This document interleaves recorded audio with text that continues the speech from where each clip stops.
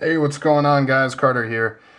Hope everybody's having a good day. My day's good today. It was a good day today. Yesterday was a little bit of a struggle, but today was good. And I got the parts for my Emerson Roadhouse back from my dad. I sent him the blade, the liners, pocket clip to get it bead blasted. Turned out okay. I'm not quite happy with it yet. My goal with this project was really to take a fairly beat up knife and kind of refurb it back to something awesome, and also kind of to show that, a lot of people were taken aback by what I was doing to this knife, the mud test, the spine whack on the concrete, whacking through a branch, all that stuff. A lot of people were like, no, I can't believe you're doing that. So this is kind of to prove that was all just surface stuff, and sending it out and getting it resurfaced, it can be better than new. But it didn't quite work out as well as I'd hoped. And we'll take a look why. As you can see, the bead, I kind of went back over the bead blasting with some sandpaper. I was thinking maybe I could do like a satin finish on it, but I just don't have the time to do a hand satin on it.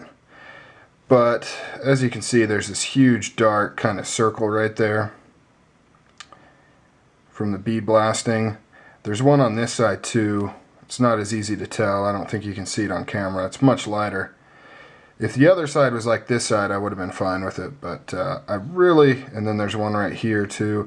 Now I'm not sure exactly what causes that. I imagine it's the machine, but there's a circle line right here, and this is all a little bit darker than right here. On the parts that are consistent, it looks really nice. But as you can see on the spine here, whacking it on the concrete did no real damage. It just flaked off some of that paint. Did the liners, you can't really tell too much, a little bit. I think what I want to do is take my Dremel and actually clean up the liners with some very low grit stones or something, and then I'm thinking about sending it into tuffthumbz to have him re-bead blasted. I think he does bead blasting, and also I want to see if he can do the hardware. I'm sure he can do the pivot. I'm not sure if he can do the little black ones here, but we'll see. But man, that would look pretty sweet, huh? But I got it back perfectly centered, fairly smooth. I mean, as smooth as it ever was. No blade play. Very nice stuff. But anyways, the reason why there's the finish issues on here, it's because my dad works at basically a machine shop, a company that rebuilds and fixes mining machinery. So the bead blaster they have is an industrial bead blaster. It's meant to bead blast large things. It's like a room that you go in.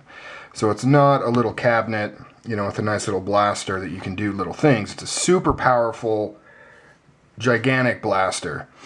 And it's meant to just take off surface material, take off paint, so that it can go for repainting. So it's not meant to make it look pretty. It's meant to prepare the surface for its final finish, usually paint. And so that also goes with, because my dad didn't do it himself. He had the guy that usually does the bead blasting do it.